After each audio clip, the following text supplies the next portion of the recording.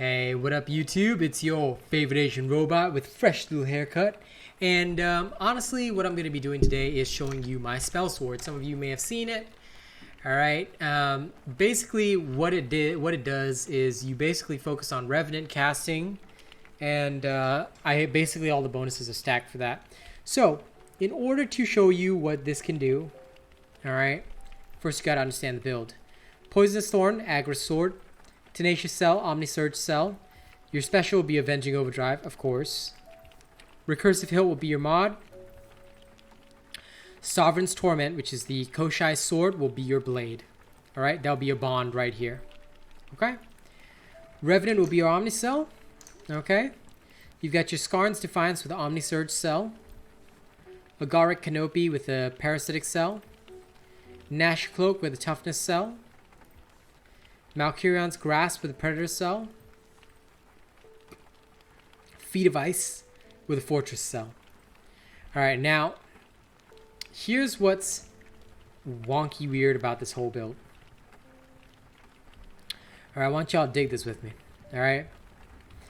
I've got Omnisurge, which will reduce the cooldown of your Omnicell by 20%. Okay? And on Omnicell activation, the cooldown of your Lantern is... well, it's reduced by 40%. Parasitic will help you cast Revenant more. Predator will increase the damage of Revenant, and it's not consumed by Revenant. Toughness will increase your maximum health. Alright, so you can cast more Revenant. Fortress will help you gain some extra bonus shields. Overpower will help you deal some extra damage to behemoths.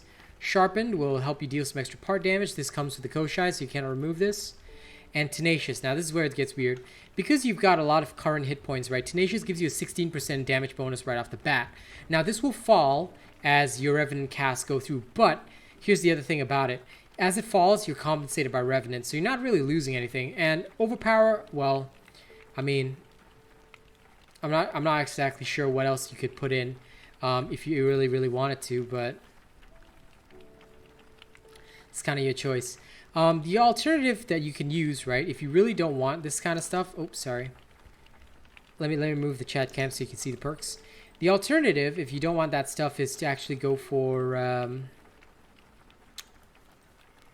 right here. Oh, sorry about the yawn. I'm filming this right after, like, before taking my nap. The alternative is Hellplate Greaves, which gives you the Fortress, and then you can flexibly choose your...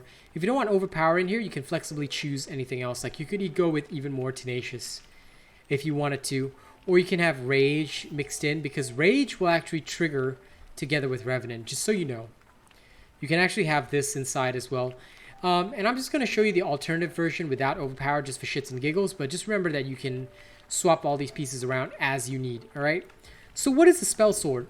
In general, a Spell Sword is a very interesting way of playing the Revenant Omnicell style because, oops, sorry, you're not focusing so much on dealing damage with your weapon, you're focusing on the dealing damage with the cast, specifically the cast. And the Koshai's UE, which, for those of you that did not know, the Koshai's unique effect is to make it so that when you cast, your first 4 hits with the sword deal bonus damage, 50% bonus damage. So the cast of Revenant will use up this bonus, but they themselves will deal 50% increased damage. So that is what helps you roll all of that shenanigans all at once, which I thought was pretty cool. And I just decided that since there's no content right now in Dauntless, you know, why don't we make our own content? So I decided to create something weird. And I mean, you guys know me. I'm sure you know me very well. I'm sure you can understand that weird content is good content. Am I right?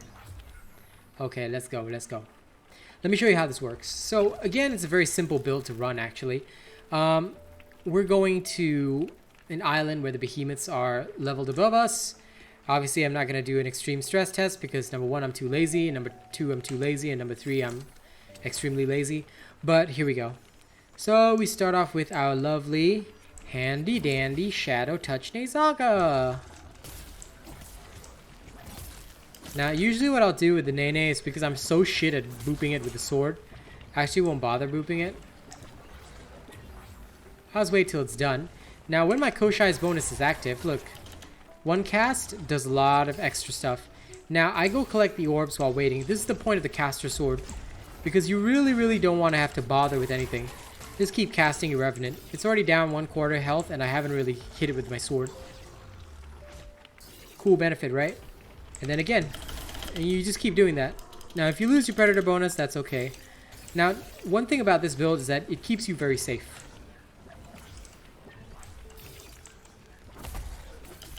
Now, this will be the perfect time to actually boop it down. Now, if I do boop it down, this is where I'll be like, okay, I'm not too worried about losing the Predator bonus. I'm not too worried about losing the extra Koshai bonus. So in those circumstances, okay. Like when I know I'm close to the end of it and I already have a lot of bonus from the Revenant itself, I usually won't bother worrying about further bonuses. And look, the creature is almost dead. It's that easy. See, it's done. So casting style just means that you don't really have to bother too much. All you're focusing on is just hitting with your casts. It may have a longer TD. Why the hell is he not climbing the mountain?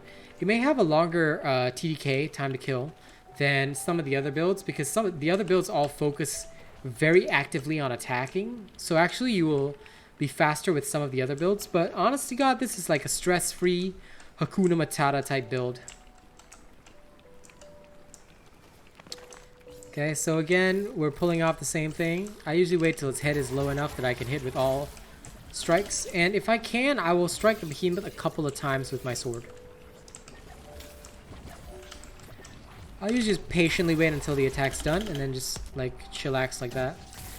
Now, while it is less than 3/4 of the way, I'll still be able to strike the behemoth with no negative consequences to the bonus that I would receive from the Koshai. But basically, yeah, that's all I do. And by continuously striking with Revenant, you power yourself up as well. And see, it's already down to half health.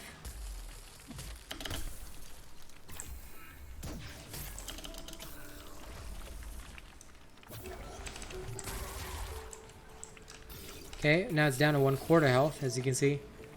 Like I said, this caster style is very unique in the sense that you just don't have to bother with anything.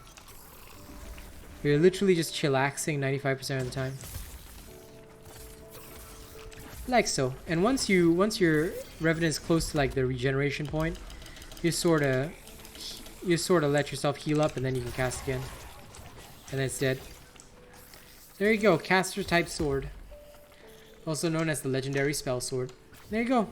Alright, so if you enjoy my builds, don't forget to like, share, and subscribe. If you enjoy my content, we've got a lot of good content coming to the channel. The Xeno mix for my music is coming on Wednesday. I really wanted to drop it today, but I'm actually super busy. And I'll also be doing some Paladins builds throughout the week, so look forward to that. Thank you very much for watching. We hope you had a great time.